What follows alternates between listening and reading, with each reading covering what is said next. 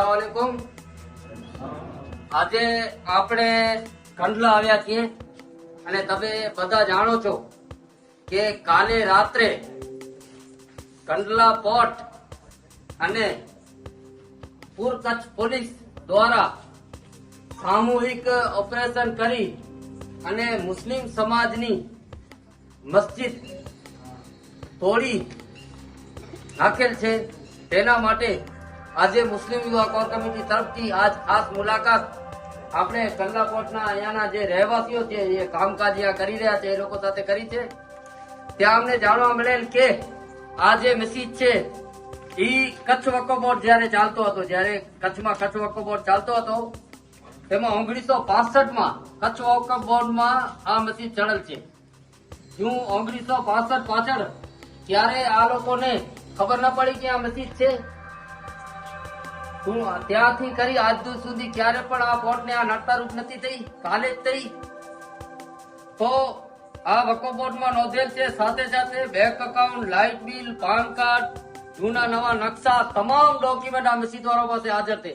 તેમ છતાંય કોઈ પણ નોટિસ આપ્યા વગર, કોઈ પણ ગામવાળાઓને વિશ્વાસમાં લેવા વગર ખોટી રીતે દાદાગીરીપૂર્વક મુસ્લિમ સમાજની લાગણી દુભાવી અને મસ્જિદનું કાલે રાત્રે ડિમોલેશન કરવામાં આવ્યો છે।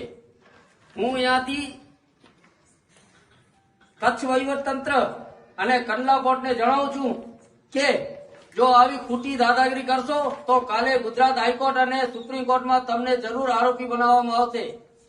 કાલથી જ તમારા વિરોધ મુસ્લિમ યુવા કોર કમિટી અને આ કંડલા મુસ્લિમ સમાજ તરફથી કાયદાકીય કાર્યવાહી કરવામાં આવશે અને સાથે સાથે આ જમીન જે છે એ કંડલા બોર્ડની છે।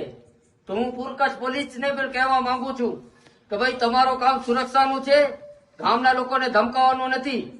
તો કોઈ પણ પોલીસ અધિકારી તરફથી જો ગામના લોકોને ધમકાવવામાં આવશે તો તેના વિરોધ નામજોગ હાઈકોર્ટમાં ફરિયાદ કરવામાં આવશે। ખોટી રીતે મુસ્લિમ સમાજને ધમકાવવાનું, તેના જ ધાર્મિક સ્તર તોડવાના, આટલી બધી દાદાગીરી, કાયદો કચ્છમાં છે કે નથી? તો ભાઈ કાયદાનું રાજ છે અને કાયદો બધા માટે સમાન છે। જે લોકોએ મસ્જિદો તોડી છે, જેટલા પણ કાલે અધિકારીઓ હાજર હતા રાતના, કંડલા બોર્ડના હોય કે પોલીસના, બધાને નામલેટ નોટિસો કાઢશું કે બધાને હાઈકોર્ટમાં અને સુપ્રીમ કોર્ટમાં જવાબ આપવો પડશે। આ ખોટી રીતે મુસ્લિમ સમાજ સામે જે તાનાશાહી થઈ રહી છે તે કોઈ પણ હાલમાં બરદાસ્ત કરવામાં નહીં આવે। આ વકફમાં ચડેલ મસ્જિદો તમે આવી રીતે તોડી નાખશો? અગર તમને મસ્જિદથી પ્રોબ્લેમ હોય તો વકફ બોર્ડમાં જાઓ, ત્યાં અરજી કરો, બરોબર? વકફ બોર્ડ પણ ભારત સરકાર જે ચલાવે છે, સરકાર થ્રુ જ ચાલે છે, તમે ત્યાં અરજી કરો। આ શું દાદાગીરીથી રાતના આવીને તોડફોડ કરો છો? તો જેટલા પણ જવાબદાર અધિકારીઓ છે તમામ વિરોધ મુસ્લિમ યુવા કોર કમિટી અને કંડલાની જે મુસ્લિમ સમાજ છે તેના તરફથી કાર્યવાહી કરવામાં આવશે અને આ જે ડિમોલેશન થયો છે તેને અમે સખ્ત શબ્દોમાં વખોડીએ છીએ અને જે હાઈકોર્ટને મૂકી અને સડકનું જે આંદોલન છે, રોડ ઉપર આવવાનું જે આંદોલન છે એ પણ ઇન્શાઅલ્લાહ અમે આ વિષય ઉપર ચાલુ કરશું। અસ્સલામ વાલેકુમ। વાલેકુમ સલામ।